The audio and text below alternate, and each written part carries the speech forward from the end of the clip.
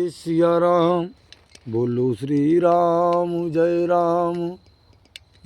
सिया राम बोलो श्री राम जय सिया राम बोलो श्री राम जय सिया राम बोलो श्री राम जय सिया राम बोलो श्री राम जय सिया राम बोलो श्री राम जय सिया राम।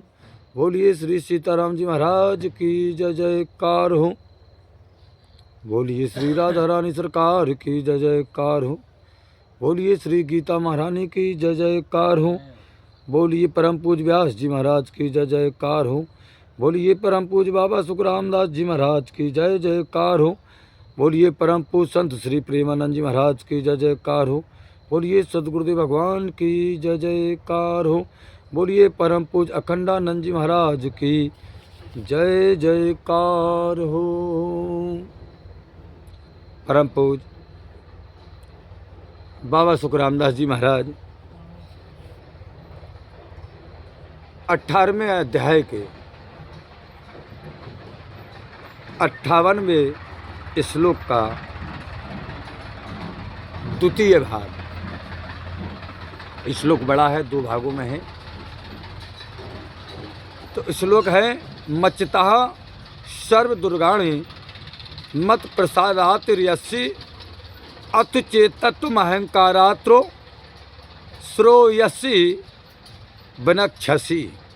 भगवान कहते हैं अर्जुन, मेरे में चित्त वाला होकर तू मेरी कृपा से संपूर्ण विघ्नों को तर जाएगा, और यदि तू अहंकार के कारण मेरी बात नहीं सुनेगा तो तेरा पतन हो जाएगा। ये श्लोक है। अब भाग नंबर 2 है, चलते हैं।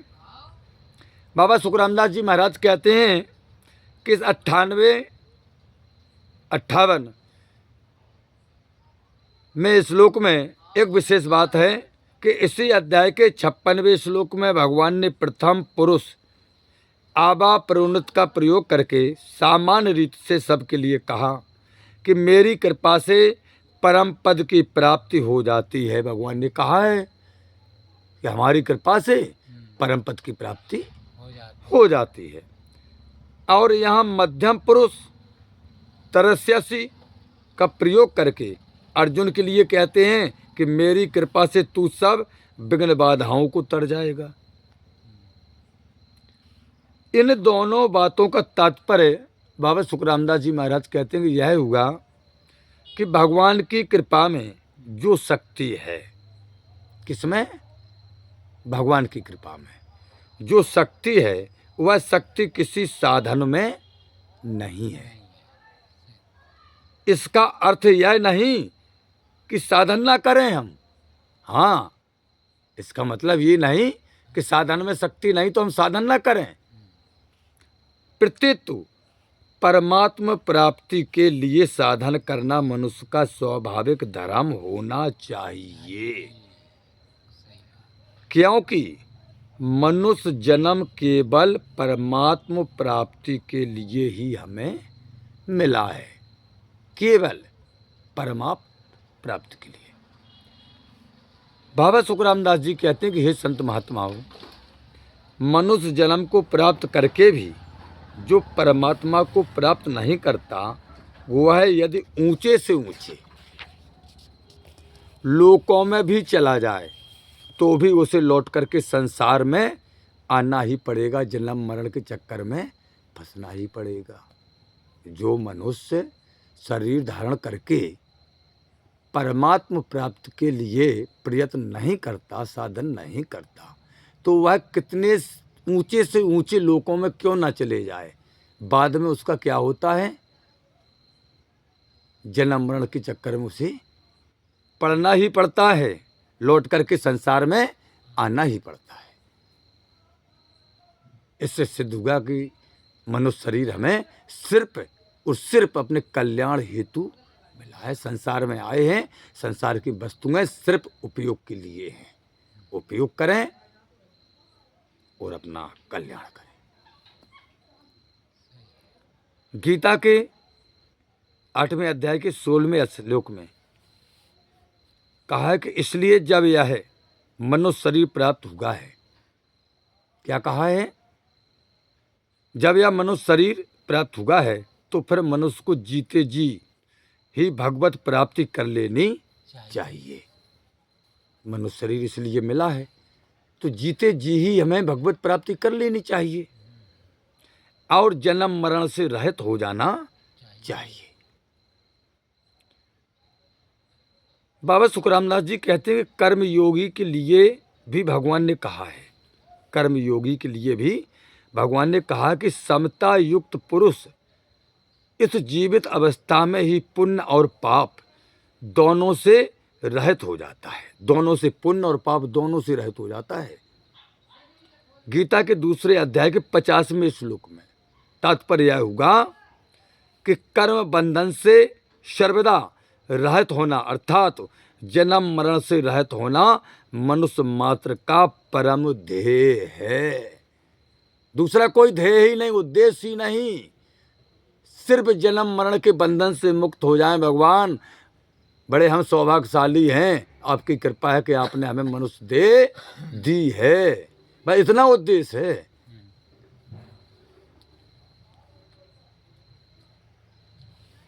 बाबा सुखरामदास जी कहते हैं भैया 10वें अध्याय के 11वें श्लोक में भगवान ने कहा कि मैं अपने कृपा से भक्तों के अंतःकरण में ज्ञान प्रकाशित कर देता हूं। और 11वें अध्याय के 47वें श्लोक में भगवान ने कहा कि मैंने अपनी कृपा से ही विराट रूप दिखाया है। उसी कृपा को लेकर के भगवान यहाँ कहते हैं कि मेरी कृपा से परम पद की प्राप्ति हो जाएगी। 18वें अध्याय के 56वें श्लोक में कहा है भगवान ने कि मेरी कृपा से ही संपूर्ण विघ्नों को तर जाएगा। इसी 18वें अध्याय के 98वें श्लोक में जो चल रहा है, भगवान ने कहा कि परम पद को प्राप्त होने पर किसी प्रकार की विघ्न बाधा सामने आने की संभावना ही नहीं रहती है। बोले फिर भी संपूर्ण विघ्न बाधाओं को तरने की बात कहने का तात्पर्य बाबा सुखरामदास जी महाराज कहते हैं कि यह है संत महात्माओं कि अर्जुन के मन में यह भय बैठा था कि युद्ध करने से मुझे पाप लगेगा। ये भय बैठ गया था अर्जुन के मन में कि अगर हम युद्ध करेंगे तो पाप लग जाएगा। युद्ध के कारण कुल परंपरा के नष्ट होने से पितरों का पतन हो जाएगा और इस प्रकार अनर्थ परंपरा बढ़ती ही जाएगी। हम लोग राज्य के लोभ में आकर इस महान पाप को करने के लिए तैयार हो गए हैं। ये अर्जुन के मन में डर था, भय था, चल रहा था। इसलिए मैं शास्त्रों छोड़कर बैठ जाऊं और धृतराष्ट्र के पक्ष के लोग मेरे को मार भी दें तो भी मेरा कल्याण ही होगा। लेकिन हम पाप के भागी ना बने, युद्ध ना करें, हमें भले ही मार दें तो हमारा कल्याण हो जाएगा, लेकिन हम पाप के भागी ना बने। ये चल रहा था अर्जुन के मन में। गीता महारानी के पहले अध्याय के 36वें और 46वें इस श्लोक में बाबा सुखरामदास जी कहते हैं कि इन सभी बातों को लेकर और अनेक जन्मों के दोषों को भी लेकर भगवान अर्जुन से कहते हैं, अर्जुन मेरी कृपा से तू सब विघ्नों को, पापों को तर जाएगा। सर्व दुर्गाणी मत प्रसादात तरस्यसि। भगवान ने बहुवचन में दुर्गाणी पद देकर भी उसके साथ सर्व शब्द और जोड़ दिया है। बाबा सुखरामदास जी कहते हैं इसका तात्पर्य यह हुआ, मतलब यह हुआ कि भगवान कहते हैं कि हे संत महात्माओं, हे अर्जुन, मेरी कृपा से तेरा किंचित मात्र भी पाप नहीं रहेगा, कोई भी बंधन नहीं रहेगा और मेरी कृपा से सर्वदा शुद्ध होकर तू परम पद को प्राप्त हो जाए। गीता महारानी के 18वें अध्याय का 58वां श्लोक समाप्त होगा। 49वां श्लोक प्रारंभ होता है। बाबा सुखरामदास जी कहते हैं कि अहंकार का आश्रय लेकर के तू जो ऐसा मान रहा है, भगवान ने अर्जुन से कहा कि अर्जुन, अहंकार का आश्रय लेकर तू जो ऐसा मान रहा है कि मैं युद्ध नहीं करूँगा, मैं युद्ध नहीं करूँगा, तेरा यह निश्चय मिथ्या, झूठा है। भगवान बोले ये झूठा है, क्योंकि तेरी छात्र प्रकृति तेरे को युद्ध में लगा देगी। तू क्षत्रिय है, तेरी क्षत्रिय प्रवृत्ति जो है वो तुझे युद्ध में लगा देगी। यद अहंकार मिश्रित ना योगस्य इति मन से मिथ्याइस व्यवसास्ते प्रकृतिस्त्वाम नियोक्ष्यति। प्रकृति से ही महतत्व और महतत्व से अहंकार पैदा हुआ है। बाबा सुखराम दास जी कहते हैं उस अहंकार का ही एक विकृत अंश है मैं शरीर हूँ। उस अहंकार का ही एक विकृत अंश है कि मैं शरीर हूँ। इस विकृत अहंकार का आश्रय लेने वाला पुरुष आदमी कभी भी क्रिया रहित नहीं हो सकता है, कभी भी क्रियाओं से रहित नहीं हो सकता। कारण है, क्या कारण है? बाबा सुखराम दास जी कहते हैं कारण है कि प्रकृति हरदम क्रियाशील है, संसार परिवर्तनशील है, बदलने वाली है, इसलिए उसके आश्रित रहने वाला कोई भी मनुष्य कर्म किए बिना नहीं रह सकता है। गीता महारानी के 3 अध्याय का 5वां श्लोक कहता है कि बाबा सुखराम दास जी कहते हैं कि भैया जब यह मनुष्य अहंकार पूर्वक क्रियाशील प्रकृति के बस में हो जाता है तो फिर वह ऐसे कैसे कह सकता है कि मैं फलाना कर्म करूँगा और फलाना कर्म नहीं करूँगा। अर्थात प्रकृति के परवश हुआ मनुष्य करना और ना करना इन दोनों से छूटेगा नहीं। हाँ, इन दोनों से नहीं छूटेगा, करना और ना करना इन दोनों से मनुष्य छूटने वाला है ही नहीं। पूछ दिया महाराज क्यों? बोले कारण है। बोले क्या कारण है? बोले कारण है कि प्रकृति के परवश हुए मनुष्य का तो करना भी कर्म है और ना करना भी कर्म है, परंतु जब वह मनुष्य प्रकृति के परवश नहीं रहता उसमें निर्लिप्त हो जाता है जो कि इसका स्वाभाविक स्वरूप है, तो फिर उसके लिए करना और ना करना ऐसा कहना ही नहीं बनता। बाबा सुखराम दास जी कहते कि इसका तात्पर्य यह हुआ, मतलब यह हुआ कि जो प्रकृति के साथ संबंध रखे और कर्म ना करना चाहे ऐसा उसके लिए संभव नहीं है। जो संसार से संबंध रखे और कर्म ना करे ऐसा तो हो ही नहीं सकता। परंतु जिसने प्रकृति से संबंध विच्छेद कर लिया है अथवा जो सर्वथा भगवान के शरण हो गया है उसको कर्म करने के लिए बाध्य नहीं पड़ता, वो तो भगवान के आश्रित है। ना योतस्य इत्य मन से 2 अध्याय में बाबा सुखराम दास जी कहते हैं कि अर्जुन ने भगवान के शरण होकर के शिक्षा की प्रार्थना की। 2 अध्याय में अर्जुन ने भगवान के शरण होकर शिक्षा की प्रार्थना की, शिक्षा दीजिए।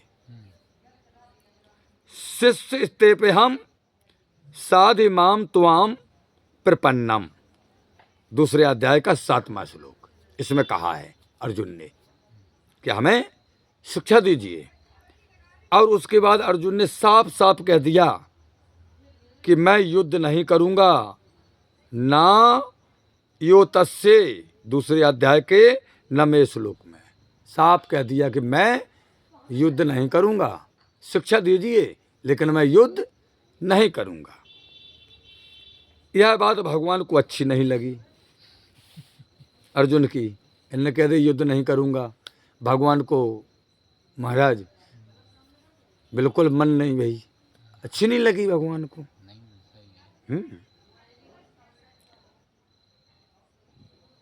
भगवान मन में विचार करते हैं कि यह पहले तो मेरे शरण हो गया और फिर इसने मेरे बिना कुछ कहे ही अपने तरफ से साफ साफ कह दिया कि मैं युद्ध नहीं करूँगा। हाँ, बोले पहले तो शरणागत हो गया, हमने फिर कुछ कहा भी नहीं कि तू युद्ध कर या ना कर, और बोले साफ साफ कह दिए, बोले हम युद्ध नहीं करेंगे, शिक्षा दे दिए। हाँ, भगवान बड़े अचंभे में हैं, विचार करते हैं, परमात्मा है। तो फिर यह मेरी शरणागति कहाँ रही? भगवान कहते हैं तो फिर ये मेरी शरणागति कहाँ रही? हाँ, यह तो अहंकार की शरणागति हो गई। भगवान बोले ये तो अर्जुन के अहंकार की शरणागति हो गई। कारण कि वास्तविक शरणागत होने पर मैं यह करूँगा या नहीं करूँगा ऐसा कहना ही नहीं बनता। हाँ, फिर तो सब भगवान करते हैं, जो हो रहा है वो सब यही कर रहे हैं, हम तो एक निमित्त हैं। ये बनता ही नहीं कि मैं यह करूँगा वह नहीं करूँगा। भगवान के शरणागत होने पर तो भगवान जैसा कराएंगे वैसा ही करना होगा। वो जैसे कराएंगे हमें वैसा ही करना पड़ेगा जब भगवान के शरणागत हम हो जाएंगे। इसी बात को लेकर के भगवान को हंसी आ गई। भगवान हंस पड़े अर्जुन की बात को लेकर दूसरे अध्याय के 10वें श्लोक में। परंतु अर्जुन पर अत्यधिक कृपा और प्रेम होने के कारण, स्नेह होने के कारण भगवान ने उपदेश देना आरंभ कर दिया। नहीं तो भगवान वहीं पर यह कह देते कि जैसा चाहता है वैसा कर। अर्जुन ने कहा कि शिक्षा दो, युद्ध नहीं करूंगा, साफ साफ, तो भगवान कह देते तुझे जैसा दिखाए जैसा कर। आए, लेकिन क्यों नहीं कहा? कि भगवान अर्जुन से प्रेम करते थे, अधिक स्नेह करते थे। तो मित्रता में तो फिर भैया आपस में दो मित्र किसी से भी कुछ भी कहते रहें, क्या फर्क पड़ता है? क्योंकि मित्रता तो आत्मा एक शरीर दो, वो मित्रता होती है।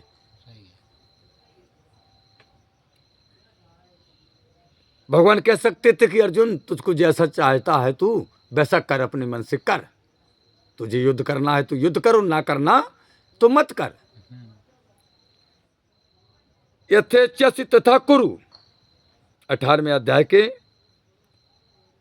आगे आएगा 63वां श्लोक। परंतु अर्जुन की यह बात कि मैं युद्ध नहीं करूंगा भगवान के भीतर खटक गई। हाँ, ये बात भगवान के अंदर खटक तो गई अर्जुन की, लेकिन अब क्या करें कि इसने प्रेम सुप्रेम है। हाँ, देखो कितनों भी घनिष्ठ प्रेम हो भैया, लेकिन कोनो ऐसी बातें होती हैं कि वे खटक जाती, दोस्ती में वे खटक जाती हैं। तो ये बात अर्जुन ने जो कहा कि शिक्षा तो दे दो लेकिन मैं युद्ध नहीं करूंगा, ये बात भगवान के हृदय में खटक गई। इसलिए भगवान ने यहाँ अर्जुन के उन्हीं शब्दों ना योतस्य का प्रयोग करके कह दिया कि तू अहंकार के ही शरण है, मेरे शरण नहीं। भगवान ने कह दिया ना योतत्ते, तू अहंकार के शरण है अर्जुन, मेरी शरण नहीं है, कह दिया साफ साफ भगवान ने। अगर तू मेरे शरण हो गया होता तो युद्ध नहीं करूंगा ऐसा कहना बन ही नहीं सकता था। अगर तू भगवान कहते कि अर्जुन तू मेरे शरण हो गया होता तो जो तुमने कहा है कि मैं युद्ध नहीं करूंगा, बोले ये कहना बनता ही नहीं है शरणागति में। सही बात। तू अहंकार की शरणागत है, मेरे शरण तुमने हमें भगवान ही नहीं। हाँ, नहीं हो। भगवान कहते हैं अर्जुन मेरे शरण होता तो मैं क्या करूंगा और क्या ना करूंगा इसकी जिम्मेवारी मेरे पर होती, तेरे ऊपर नहीं होती। ये तो जिम्मेदारी मेरे ऊपर होती कि तू क्या करेगा क्या ना करेगा।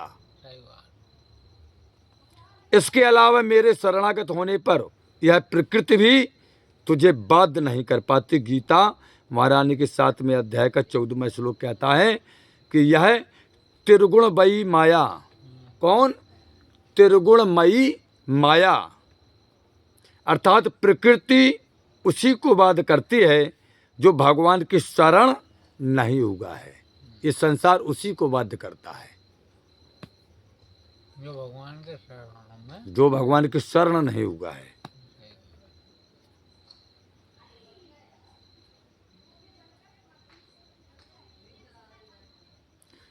गीता महारानी के 7वें अध्याय का 13वां श्लोक कहता, क्योंकि यह नियम है कि प्रकृति के प्रभाव में पड़ा हुआ प्राणी प्रकृति के गुणों के द्वारा सदा ही परवश होता है। बाबा सुखरामदास जी कहते हैं, यह एक बड़ी मार्मिक बात है। कौन सी मार्मिक बात है? बाबा सुखरामदास जी कहते हैं कि मनुष्य जिन प्राकृत पदार्थों को अपना मान लेता है, उन पदार्थों के सदा ही परवश यानी पराधीन हो जाता है। हम संसार की जिस वस्तु को अपनी मान लेते हैं, हम उसी के पराधीन हो जाते हैं। वे वहम तो यह रखते हैं कि हम इन पदार्थों के मालिक हैं।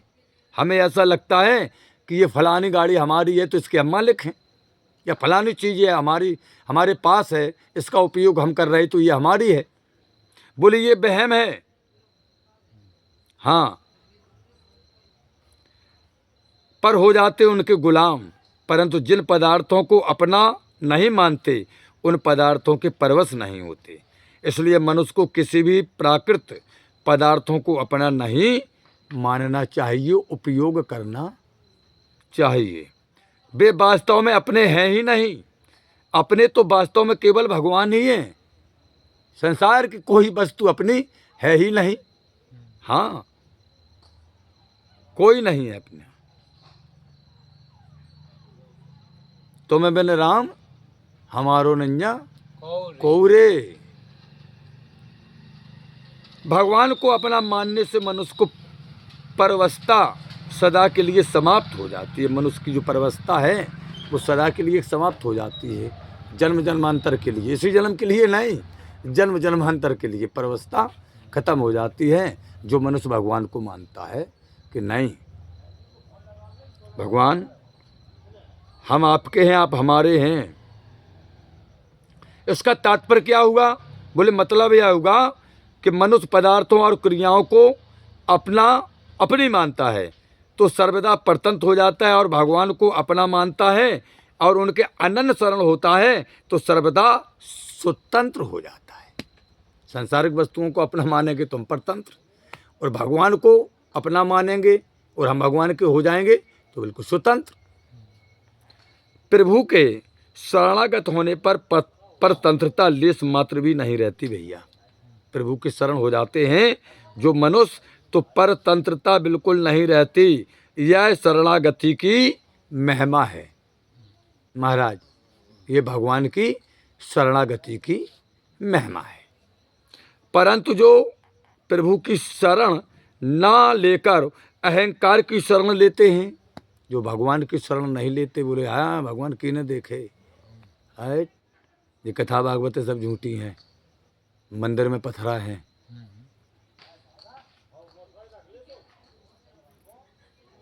तो वे किसकी शरण लेते हैं? अहंकार की, अहंकार की शरण लेते हैं।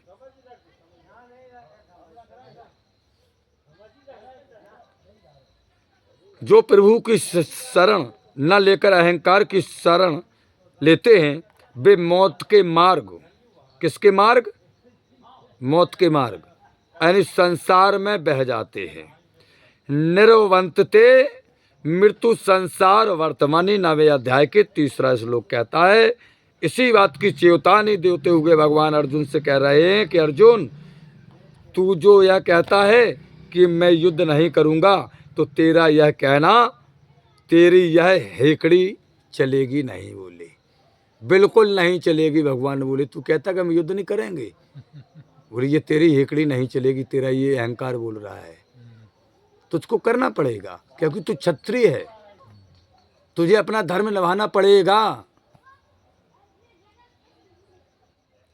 भगवान कहते हैं तुझे छात्र प्रकृति के परवश होकर के युद्ध करना पड़ेगा। क्षत्रिय प्रवृत्ति के परवश होना पड़ेगा तुमको, तुझे युद्ध करना पड़ेगा। अभी कह रहा है तू कि हमें शिक्षा दो, लेकिन मैं युद्ध नहीं करूंगा। हाँ, मिथ्यव व्यवसायस्ते, भगवान कहते हैं व्यवसाय अर्थात निश्चय दो तरह का होता है, वास्तविक और अवास्तविक, हकीकत और ना हकीकत। परमात्मा के साथ अपना जो नित्य संबंध है, बाबा सुखरामदास जी कहते हैं भैया उसका निश्चय करना तो वास्तविक है, और प्रकृति के साथ मिलकर प्राकृत पदार्थों का निश्चय करना बोले ये अब अवास्तविक है। बोले हकीकत तो ये कि हमारा तुम्हारा संबंध परमात्मा से है, हकीकत तो ये है, वास्तविकता तो ये है। उस संसार की वस्तुओं से जो हम तुम संबंध जोड़े हैं, बोले जो हकीकत नहीं है। हाँ जी सब हाँ, न जी संग आई न जी संग जे हैं। परमात्मा के हम तुम अंश हैं, और परमात्मा सदैव हमारे तुम्हारे साथ है, सदैव साथ है। बाबा सुखरामदास जी कहते हैं कि जो निश्चय परमात्मा को लेकर होता है उसमें स्वयं की प्रधानता रहती है, और जो निश्चय प्रकृति को लेकर होता है, संसार को लेकर होता है, उसमें अंतःकरण की, हृदय की प्रधानता रहती है। इसलिए भगवान यहाँ अर्जुन से कहते हैं कि अर्जुन, अहंकार का अर्थात प्रकृति का आश्रय लेकर तू जो यह कह रहा है कि मैं युद्ध नहीं करूँगा, ऐसा तेरा क्षत्रिय प्रकृति के विरुद्ध निश्चय अवास्तविक अर्थात मिथ्या है, झूठा है। आश्रय परमात्मा का ही होना चाहिए, प्रकृति और प्रकृति के कार्य संसार का नहीं होना चाहिए। आश्रय तो परमात्मा का होना चाहिए। बाबा सुखरामदास जी कहते हैं कि यदि प्राणी यह निश्चय कर लेता है कि मैं परमात्मा का ही हूँ और मुझे केवल परमात्मा की तरफ ही चलना है, तो उसका यह निश्चय वास्तविक अर्थात सत्य है और नित्य है। ये है सत्य और नित्य कि हमें भगवान की तरफ चलना है। भगवान की तरफ चलने के उपाय बताए गए कि सत्कर्म करो, यही भगवान की तरफ चलना है। हाँ, भैंसिया 5 लीटर दूध दे रही तो 5 ही डेयरी पे पहुंचाओ, 5.5 की कोशिश नहीं करो। जितनी दे रही उतनी पहुंचाओ। बाबा सुखरामदास जी कहते हैं उसका यह निश्चय वास्तविक अर्थात सत्य है, नित्य है। इस निश्चय की महिमा भगवान ने 9वें अध्याय के 30वें श्लोक में की है कि अगर दुराचारी से दुराचारी मनुष्य भी, महाराज जी यही सत्संग अभी हमारा तुम्हारा हुआ था, भगवान ने कहा है 9वें अध्याय के 30वें श्लोक में कि अगर दुराचारी से दुराचारी, पापी से भी पापी मनुष्य भी अनन्य भाव से मेरा भजन करता है तो उसको दुराचारी नहीं मानना चाहिए। बताइए। कितना भी दुराचारी पापी रहा हो, लेकिन जब जानी तब से मानी का मंत्र अगर उसने ले लिया और भगवान का भजन करने लगा, सत्कर्म पे चलने लगा, कुकर्मों को छोड़ दिया, तो भगवान कहते हैं कि उसे दुराचारी नहीं मानना चाहिए, प्रत्युत साधु ही मानना चाहिए। 9वें अध्याय के 30वें श्लोक में देख लें, क्योंकि वह वास्तविक निश्चय कर चुका है। पापी था, दुराचारी था, लेकिन वह वास्तविक निश्चय कर चुका है कि मैं भगवान का ही हूँ और भगवान का ही भजन करूँगा, अब विचलित नहीं हूँगा, क्योंकि 50 के बाद 51 में प्रवेश कर चुका हूँ। प्रकृति स्तवाम नियोच्छति, इन पदों से भगवान कहते हैं कि तेरा क्षत्रिय स्वभाव तुझे जबरदस्ती युद्ध में लगा देगा। अर्जुन, क्षत्रिय का स्वभाव है सूरवीरता, युद्ध में पीठ न दिखाना। गीता के 18वें अध्याय का 43वां श्लोक। अतः धर्ममय युद्ध का अवसर सामने आने पर तू युद्ध किए बिना रह नहीं सकेगा। अर्जुन, तू कहता है कि मैं युद्ध नहीं करूंगा, तुझे करना पड़ेगा। तो कल 18वें अध्याय का 60वां श्लोक सुनेंगे। 60वें श्लोक में बाबा सुखरामदास जी महाराज कहते कि हे कुंती नंदन, अपने स्वभावजन कर्म से बंधा हुआ तू मोह के कारण जो नहीं करना चाहता उसको तू छात्र प्रकृति के परवश होकर के करेगा। स्वभावजेन कौन्ते निबुद्धा स्वयं कर्मणाः कर्तुम नेक्षसि यन्मोहात् करस्य सो बसो अपि तत्तो। हे प्रभु आनंद दाता ज्ञान हमको दीजिए, शेर गुसारे दुर्गुणों से दूर हमको कीजिए। लीजिए हमको शरणों में हम सदाचारी बने, ब्रह्मचारी धर्म रक्षक वीर वृत्तधारी बने। यह कार्य जो मैंने उठाया आप ही की आंसू से, ऐसी कृपा हो नाथ के जो पूर्ण हो वे दासु की। दीनानाथो अनाथ का भला मिला संयोग, यदि आप तारू नहीं तो हंसी करेंगे लोग। लखन सिया रामचंद्र शंकर हरिओम, जय जय सिया राम जय जय हनुमान हरि की जय जयकार हो। बोलिए श्री सीताराम जी महाराज की जय जयकार हो। बोलिए श्री राधा रानी सरकार की जय जयकार हो। बोलिए श्री गीता महारानी की जय जयकार हो। बोलिए श्री व्यास जी महाराज की जय जयकार हो। बोलिए बाबा सुखरामदास जी महाराज की जय जयकार हो। बोलिए परम पूज्य संत श्री प्रेमानंद जी महाराज की जय जयकार हो। बोलिए सतगुरुदेव भगवान की जय जयकार हो। बोलिए यमुना मैया की जय जयकार हो। श्री सिद्ध बाबा महाराज की जय जयकार हो। श्री मंसला मैया की जय जयकार हो। श्री खेराप सरकार की जय जयकार हो। श्री सतगुरुदेव भगवान की जय जयकार हो। श्री काका गुरु महाराज की जय जयकार हो। श्री सब संतन की जय जयकार हो। श्री सब भक्तन की जय जयकार हो। अपने अपने माता पिता भाई बंधु गुरु भगवान की जय जयकार हो। समस्त कथा प्रेमियों की जीवन की जय जयकार हो। परम पूज्य सतगुरुदेव भगवान का आशीर्वाद समस्त श्रोतागणों भक्तजनों के ऊपर सदा बरसता रहे, इसी कामना को लेकर के अपनी वाणी को विराम देते हैं। अब चलते हैं श्री वाल्मीकि रामायण की ओर।